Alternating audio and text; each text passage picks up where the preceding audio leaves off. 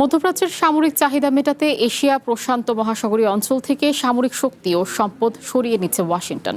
এতে এই অঞ্চলে আমেরিকার মিত্র অংশীদারদের মধ্যে বাড়ছে উদ্বেগ। আল জাজিরার প্রতিবেদন বলছে, এশিয়াতে আমেরিকার রণতরী কিংবা সামরিক উপস্থিতি কমতে থাকার সুযোগে নিজেদের কার্যক্রম বাড়াচ্ছে চায়না। জাপানে মোতায়েন থাকা আমেরিকার বিমানবাহী রণতরী জর্জ ওয়াশিংটনকে মধ্যপ্রাচ্যে পাঠানো হয়েছে। এতে সাময়িকভাবে পশ্চিম প্রশান্ত মহাসাগরীয় অঞ্চলে আমেরিকার কোনো বিমানবাহী রণতরী থাকছে না। এর আগে সাউথ কোরিয়া থেকে প্যাট্রিয়ট এয়ার ডিফেন্সের মতো গুরুত্বপূর্ণ সম্পদও মধ্যপ্রাচ্যে হস্তান্তরের তথ্য সামনে এসেছে। যুদ্ধ চালিয়ে যাওয়ার জন্য ক্ষেপণাস্ত্র এবং গোলাবারুদের মজুদ কমিয়ে এনেছে বলেও অন্যান্য প্রতিবেদনে প্রকাশিত হয়েছে। সব মিলিয়ে এশিয়া থেকে আমেরিকার সামরিক সম্পদ সরিয়ে নেওয়ার এই প্রবণতা এই অঞ্চলে ওয়াশিংটনের শক্তি প্রদর্শন এবং দ্রুত সামরিক প্রক্রিয়া জানানোর সক্ষমতাকে কিছুটা দুর্বল করতে পারে বলে মনে করছেন বিশ্লেষকরা।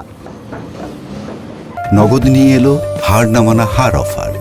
সর্বনিম্ন 10,000 টাকা রেমিটেন্স নগদে পাঠালে থাকছে স্বর্ণের হার জেতার সুযোগ।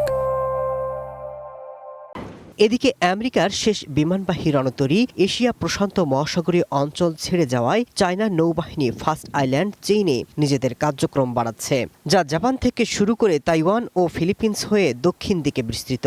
দক্ষিণ পূর্ব এশিয়া কর্মসূচির পরিচালক গ্রেগ পোলিং মনে করছেন, আমেরিকার প্রশাসন প্রশান্ত মহাসাগরীয় অঞ্চলকে গুরুত্বপূর্ণ বলে দাবি করলেও বাস্তবে তারা এর বিপরীতে কাজ করছে।